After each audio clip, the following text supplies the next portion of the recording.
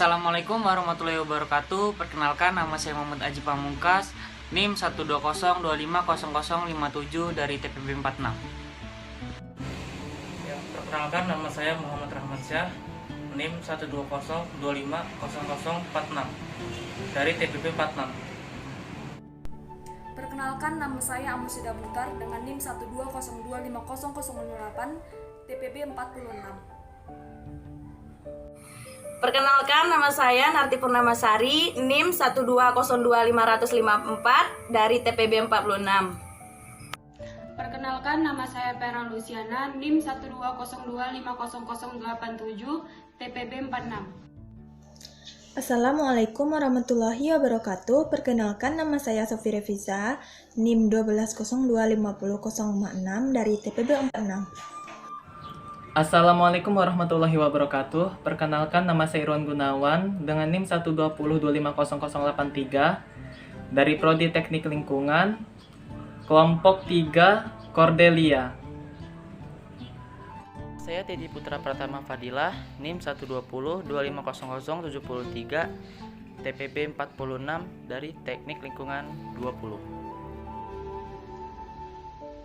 Perkenalkan, nama saya Iza Karisma Fadilah, NIM 120250084 dari TPB 46. Assalamualaikum warahmatullahi wabarakatuh. Perkenalkan, nama saya Putri Liana Arumsari, NIM 120250089 dari Program Studi Teknik Lingkungan TPB 46.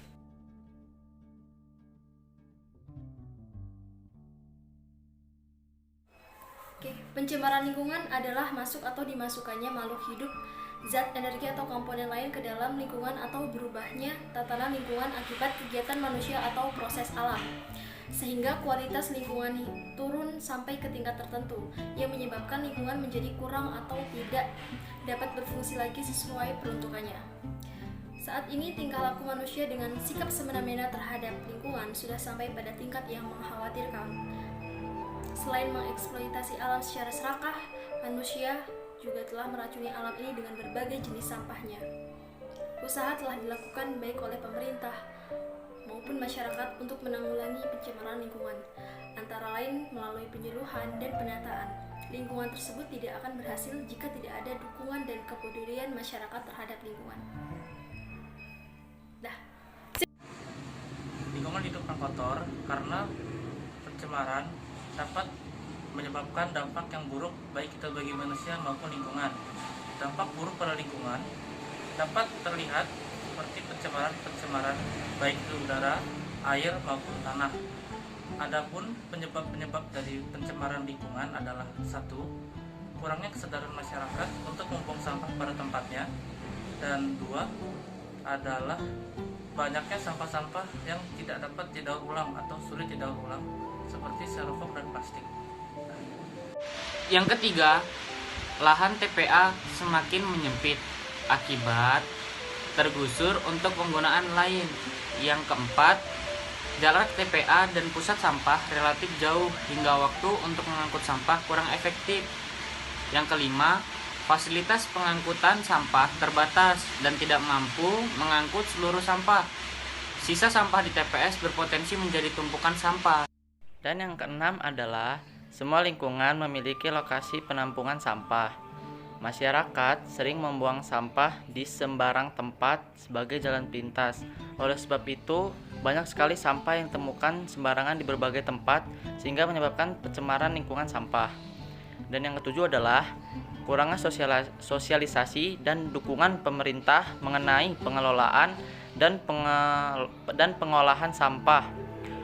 Hal ini terjadi karena pemerintah kurangnya rasa peduli terhadap lingkungannya sendiri. Oleh sebab itu, banyak sekali masyarakat yang kurang tersosialisasi untuk membuang sampah di tempatnya. Yang kedelapan adalah kurangnya fasilitas atau tempat pembuangan sampah. Meskipun ada, tempat pembuangan sampah tersebut berjarak sangat jauh dari jangkauan orang-orang sekitar. Yang kesembilan, teknologi pengolahan sampah yang kurang optimal sehingga sampah lambat membusuk.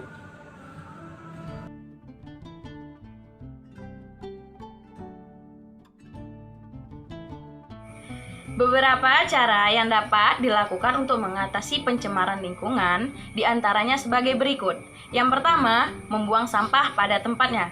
Membuang sampah ke sungai atau selokan akan menyebabkan aliran airnya terhambat.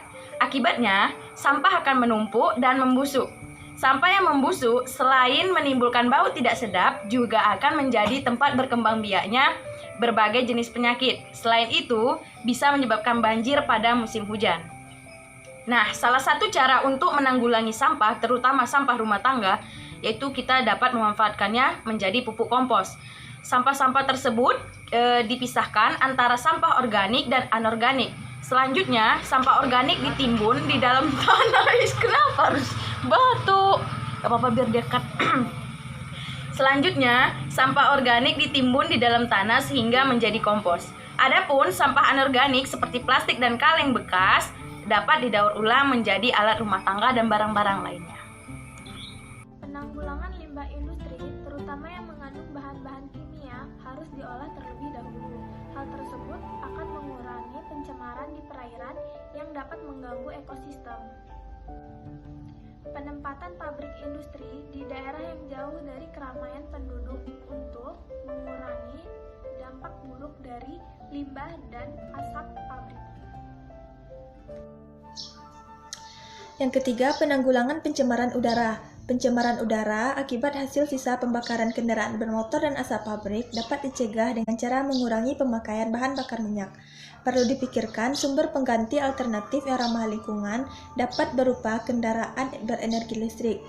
Selain itu, dilakukan upaya untuk mengontrol dan membatasi jumlah kendaraan yang beroperasi, terutama pengontrolan dan pemeriksaan terhadap asap kendaraan dan knalpot kendaraan bermotor. Penghijauan dan penanaman pohon tumbuhan mampu menyerap CO2 di udara untuk fotosintesis. Adanya jalur hijau akan mengurangi kadar CO2 di udara yang berasal dari asap kendaraan bermotor atau asap pabrik. Dengan demikian, tumbuhan hijau bisa mengurangi pencemaran udara. Selain itu, tumbuhan hijau melepaskan CO2 ke atmosfer. Mengurangi penggunaan CFC dapat mencegah rusaknya lapisan ozon di atmosfer sehingga dapat mengurangi pemanasan global. Keenam, penggunaan pupuk dan obat pembasmi hama tanaman yang sesuai. Pemberian pupuk pada tanaman dapat meningkatkan hasil pertanian. Namun, di sisi lain dapat menimbulkan pencemaran jika pupuk tersebut masuk ke perairan. Eurofika yang merupakan salah satu dampak negatif yang ditimbulkan oleh pupuk buatan yang masuk ke perairan. Begitu juga dengan penggunaan obat anti hama tanaman. Jika penggunaannya melebihi dosis yang ditetapkan, akan menimbulkan pencemaran.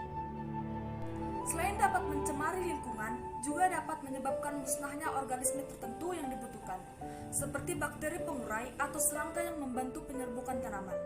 Pemberantasan hama secara biologis merupakan salah satu alternatif yang dapat mengurangi pencemaran dan kerusakan ekosistem perairan.